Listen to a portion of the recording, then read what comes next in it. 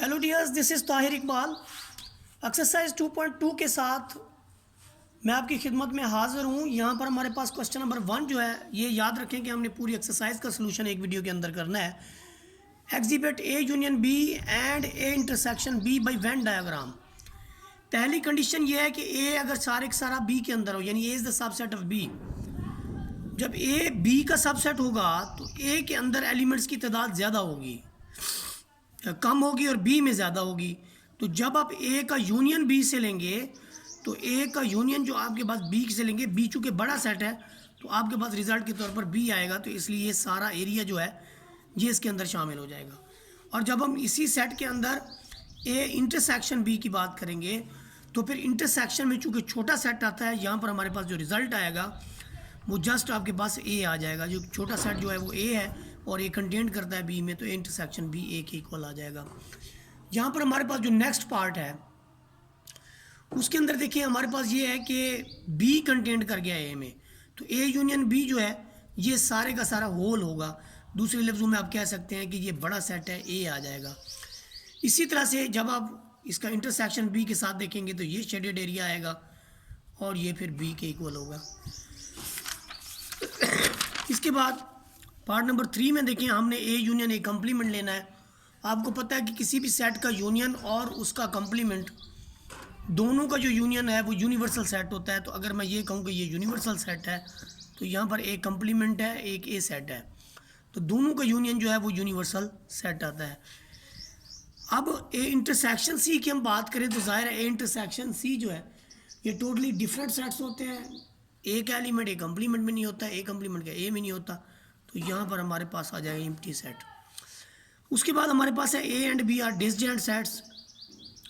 अगर ए और B disjoint sets हैं तो ए यूनियन बी वो ये वाले एलिमेंट होंगे। कौन कौन से? ये जो हमने ए के भी सारे लिखेंगे और बी के भी सारे लिखेंगे। फिर उसके बाद देखिए जो हमारे पास नेक्स्ट पार्ट है कि आपके पास ये टोटली डिसजॉइंट हैं तो इनका इंटरसेक्शन तो बनता ही नहीं, इसलिए एम्प्टी सेट आएगा। इसके बाद पार्ट नंबर 5 के अंदर देखें A and B are overlapping. जब ये ओवरलैप करते हैं तो ए यूनियन बी के अंदर वो तमाम एलिमेंट होंगे जो ए में भी हैं और बी में भी हैं। जब हम ए इंटरसेक्शन बी की बात करेंगे तो सिर्फ ये वाला पोर्शन होगा जो कि ए और बी जहाँ पर आपका ओवरलैप कर रहा है। इसके बाद देखें जो हमारे पास नेक्स्ट है, नेक्स्ट हमारे पास ये है कि हमने इस क्वेश्चन के अंदर शो ये करवाना है A minus B B minus A Venn diagram के से कि when A and B are overlapping sets. जब ए और बी ओवरलैपिंग होंगे तो ए डिफरेंस बी का मतलब है ए के वो एलिमेंट जो बी में ना हों। तो बी में ये वाला पोर्शन है, हमने इसको छोड़ देना है, बाकी सारे का सारा ए लिख लेना है यहाँ से। तो ये शेडेड रीजन हमने बता देना है। फिर हमारे पास है जी यानी ये है कि बी माइनस ए, फिर बी के वो एलिमेंट जो ए में ना हो, जाहिर है ये शेडेड ये रीजन जो है हमने वैसे छोड़ देना है, बाकी बी के ये वाले एलिमेंट लिखने हैं जो ए में नहीं है। इसके साथ देखिए हमारे पास जो नेक्स्ट पार्ट है वो ये है कि ए जब कंटेंट करता है बी के अंदर तो उस सेंस में ए डिफरेंस बी क्या होगा? उस सेंस में ए डिफरेंस बी एम्प्टी सेट होगा, कुछ भी नहीं आ सकता, वो सारे का सारा तो बी में है। सिमिलरली बी डिफरेंस ए, देखें बी डिफरेंस ए में ये शेडेड रीजन होगा, ए के एलिमेंट छोड़ देंगे, बाकी बी से सारे लिख लेंगे। इसके बाद जो हमारे पास पार्ट नंबर 3 है जो कि सेकंड क्वेश्चन का लास्ट पार्ट है, इसमें देखिए उसने ये कहा है कि आपके पास एक सेट ए है एक बी है, बी ए में कंटेंट करता है तो ए माइनस बी का शेडेड रीजन ये वाला होगा बी को छोड़ के।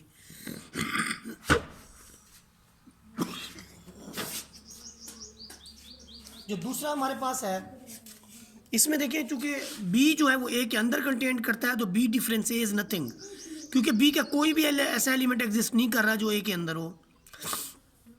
मतलब बी में एलिमेंट है 1 2 और ए में एलिमेंट है 1 2 3, तो आप देखिए ए तो सारे का सारा बी में आ गया, तो ए डिफरेंस बी कहाँ आ सकता है? तो ए डिफरेंस बी जो होगा वो एम्प्टी सेट होगा, इसलिए शेड नहीं हो सकता। क्वेश्चन नंबर 3 के अंदर देखें कि अंडर व्हाट कंडीशंस, कि कौन सी कंडीशंस के तहत ए और बी पे द फॉलोइंग स्टेटमेंट्स ट्रू। वो कहता है ए यूनियन बी ए के इक्वल है। देखिए जब दोनों का यूनियन लिया जाता है तो बड़ा सेट आता है, जब बड़ा सेट आ गया तो इसका मतलब है कि बी जो है वो कंटेंट कर गया ए के अंदर। दूसरी स्टेटमेंट है union B is equal to B. अब हम कहेंगे कि A is content in B, बड़ा सेट बी को लिखेंगे। इसी तरह से है कि ए का इम्प्टी सेट से जो डिफरेंस है अगर वो इम्प्टी आता है तो इसका मतलब ए इट सेल्फ इम्प्टी सेट है। चौथे नंबर पे हमारे पास है ए इंटरसेक्शन बी, बी के इक्वल आता है तो इसका मतलब बी कंटेन्ड करता है ए के अंदर, क्योंकि इंटरसेक्शन में जो है वो हमेशा एक छोटा सेट आता है। उसके बाद देखिए यहाँ पर आपके पास है number of elements in A intersection B, this is equal to number of A number of B. ये इसी सूरत होता है कि जब ये आपके पास ए और बी डिसजॉइंट हो, यानी ए इंटरसेक्शन बी आपके पास कुछ भी ना हो, ए और बी टोटली डिसजॉइंट हो, number of A intersection number of B is equal to number of A. ये इसी सूरत में होगा जब बी में कोई एक भी एलिमेंट ना हो, यानी बी जो है आपका सेट ये एम्प्टी सेट हो। नेक्स्ट कंडीशन ये है कि A difference B is equal to A, इसका मतलब ये है कि ये टोटली डिसजॉइंट सेट्स हैं, ए का कोई भी एलिमेंट जो है वो बी में मौजूद नहीं है। तो हम लिखेंगे A and B are disjoint. इसके बाद है A number of elements into number of elements in A intersection B अगर ज़ीरो है तो इसका मतलब क्या हुआ कि A and B are disjoint, इसके दरमियान में कोई जो है वैल्यू कॉमन नहीं है, कोई एक भी एलिमेंट जो है वो कॉमन नहीं है।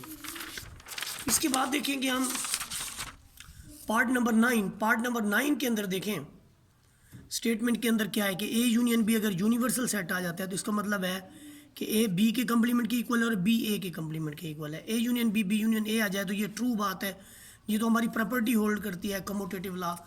और इसी तरह से अगर number of elements A intersection B this is equal to number of B, इसका मतलब क्या है कि बी कंटेंट कर गया ए के अंदर। और यूनिवर्सल सेट मैंने से अगर डिफरेंस आ जाए इज इक्वल टू एम्प्टी तो इसका मतलब क्या हुआ कि आपका जो यू है वो ए कंप्लीमेंट के इक्वल है। इसके बाद देखें जो हमारे पास नेक्स्ट पार्ट है क्वेश्चन नंबर 4। क्वेश्चन नंबर 4 के अंदर देखें आपके पास एक यूनिवर्सल सेट गिवन है 1 से 10 तक, दूसरा आपके पास इवन नंबर का सेट है ए से 10 तक, फिर बी है 1 से 5 तक, सी है आपके पास ई ऑड इंटीजर्स हैं। ए कंप्लीमेंट जब लेंगे तो हम लिखेंगे यू डिफरेंस है, ये यू लिखा डिफरेंस लगा के ए लिखा, यू के वो एलिमेंट जो ए में नहीं है वो ए कंप्लीमेंट के एलिमेंट होंगे। देखिए 1 2 से लेकर 10 तक है, यहाँ पर इवन एलिमेंट हैं तो 8 बच गए वो हमने लिख लिया, मसलन 1 इसमें है इसमें नहीं है, 3 इसमें है इसमें नहीं है, 5 इसमें है इसमें नहीं है, इसमें 7 है इसमें नहीं है, वो लिखते जाएंगे, 9 इसमें है इसमें नहीं है तो ये लिख लिया। सिमिलरली हमने बी का कंप्लीमेंट ले लिया, वो ये आ गया। इसके बाद हमारे पास है A union B. A union B का मतलब क्या है कि आप ए लिखें बी भी लिखें, दोनों का यूनियन ले लें। ए डिफरेंस बी का मतलब है ए के वो एलिमेंट जो बी में ना हो। आप देखें ये सारे एलिमेंट में से कोई भी इधर नहीं है तो वो सारे सारा वैसे आ जाएगा। और 2 इसमें है छोड़ देंगे, 4 इसमें है छोड़ देंगे, बाकी 6 8 10 लिख लेंगे। उसके बाद देखिए ए इंटरसेक्शन सी, तो पहले ए लिखेंगे इंटरसेक्शन लगा के सी लिखेंगे, अगर कोई कॉमन है तो लिख लेंगे, नहीं कॉमन तो फिर एम्प्टी, क्योंकि इसमें कॉमन नहीं है कोई, इधर ऐसा कोई एलिमेंट इसमें नहीं है जो दूसरे में हो, तो इसमें हमारे पास एम्प्टी सेट आ जाएगा।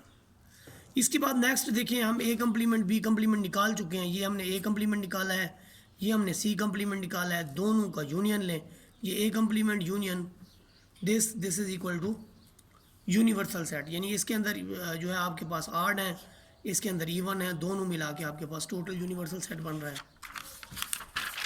इसके बाद देखिए हमारे पास है ए कंप्लीमेंट यूनियन सी।